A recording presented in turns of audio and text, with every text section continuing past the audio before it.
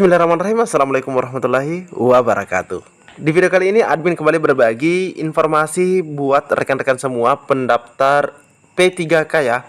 P3K di seluruh Indonesia, baik guru maupun non guru. Nah, di sini kita mendapatkan informasinya melalui sebuah surat yang dikeluarkan oleh Menpan RB. Teman-teman ya, Menteri Pendayagunaan Aparatur Negara dan Reformasi Birokrasi Republik Indonesia, dengan nomor surat B2881 sekian. Sifatnya segera, ada lampiran satu berkas. Perihalnya adalah materi pokok, jelas ya. Materi pokok seleksi kompetensi teknis dengan CAT, Computer Assisted Test, untuk seleksi pengadaan P3K tahun anggaran 2023. Nah, ini sangat penting buat teman-teman ketahui karena isi daripada surat ini atau materi pokok atau biasa kita sebutnya kisi-kisi di dalam surat edaran ini. Nah, ini nanti yang akan diujikan buat rekan-rekan semua. Ini khusus untuk jabatannya teman-teman ya. Nah, ini atas nama Menteri Pendayagunaan Aparatur Negara dan Reformasi Birokrasi, Rini Widianti ini sudah menandatangani secara elektronik teman-teman ya. Jadi ini jelas sekali ya, 30 Oktober. Masih sangat-sangat baru. Oke, kita cek bersama-sama teman-teman ya. Kebetulan sebenarnya ini ada 64 halaman. Oke, jadi di sini misalnya untuk administrator database kependudukan ahli pertama. Materi yang akan diujikan nanti adalah misalnya untuk pengetahuan umum. Ini pengetahuan umum. Pertama, ada materi umum terkait kehidupan bernegara, bermasyarakat, dasar negara, dan undang-undang dasar. Materi umum kedua adalah materi tentang pemerintahan pusat daerah, administrasi kependudukan dan pencatatan sipil bersifat umum. Yang ketiga adalah materi tentang pengetahuan komputer yang bersifat umum. Komputer bersifat umum mungkin akan nanti ditanyakan terkait Microsoft Word, Excel, atau yang jelasnya tentang Microsoft gitu teman-teman ya. Nah, itu untuk umum. Sedangkan untuk pengetahuan khusus, materi untuk pengetahuan khususnya yaitu terkait dengan administrasi kependudukan yang bersifat khusus, materi tentang pencatatan sipil yang bersifat khusus, dan yang ketiga adalah materi tentang pengetahuan teknis sistem informasi administrasi kependudukan dan administrator database. Oke, kita lanjut lagi. Kita lanjut ke guru dulu teman-teman ya. Guru itu kalau tidak salah dia ada di nomor urut 80-an teman-teman ya. Oke, ini SDM apoteker. Nah, ini buat teman-teman apoteker. Nah, ini tesnya atau materi pokoknya ya. Arsivaris. Nah, arsivaris ahli pertama itu materinya beda dengan arsivaris ahli muda teman-teman ya. Nah, ini ada juga umum dan khusus. Nah, ini arsivaris mahir terampil, terus ada asesor. Tapi kita cari yang guru dulu karena kebetulan yang seringkali bertanya itu dari teman-teman guru. Oke, kita scroll dulu, kita cari. Nah, ini untuk dokter.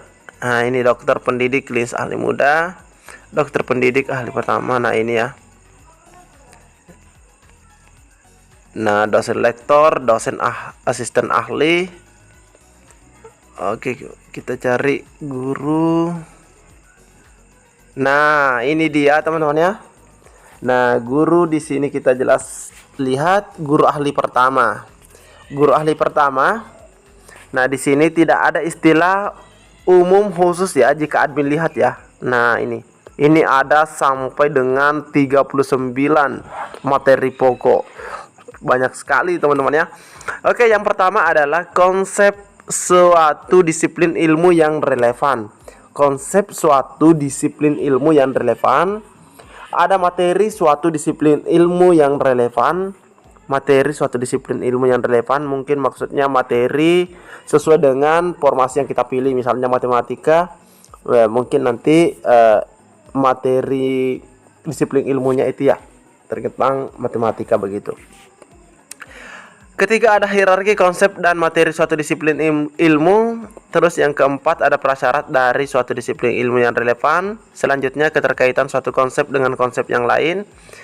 6, konsep-konsep yang berkaitan dengan suatu disiplin. Teori belajar Ausubel, teori belajar Gagne, teori belajar Piaget. Karakteristik murid berkebutuhan khusus, tahapan perkembangan berdasarkan usia dan karakteristik khas masing-masing tahap. Teori belajar Gagne, taksonomi Bloom dan perkembangannya. Profil pelajar Indonesia, teori belajar Gagne, learning objective, individualis education program atau IF dan prinsip-prinsip diferensiasi learning. Teori dasar komunikasi, active listening, kesepakatan dan kebiasaan positif di lingkungan belajar. Konsep prinsip-prinsip motivasi dalam pendidikan. Ini banyak sekali teman-teman ya. Oke. Di sini yang terakhir adalah perencanaan karir dan pengembangan potensi diri. Untuk perawat, kita coba cek secara cepat ya. Untuk keperawatan.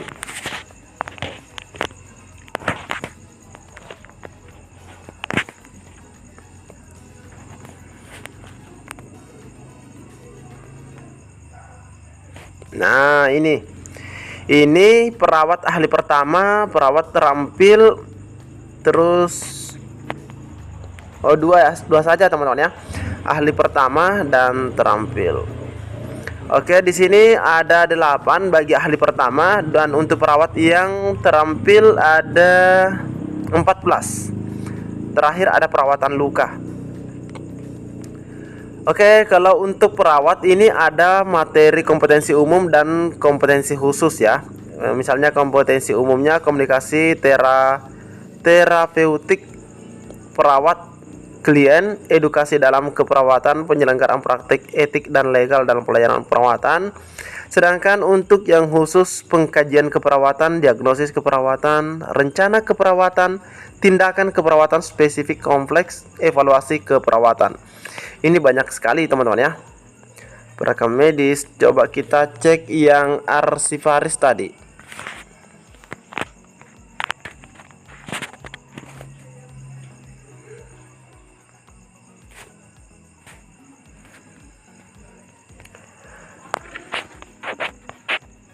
Nah, ini arsivaris ahli media. Nah, ini ada kemampuan umum, ada kemampuan khusus. Ini banyak juga teman-teman ya. Untuk arsivaris ahli muda ini cukup banyak juga. Ini ada 26. Oke teman-teman ya. Jadi intinya ini adalah materi-materi pokok yang nanti akan diujikan teman-teman ya, dalam seleksi CASN. Mungkin cukup sampai di sini informasi yang dapat admin bagikan. Lebih dan kurangnya admin mohon maaf. Assalamualaikum warahmatullahi wabarakatuh.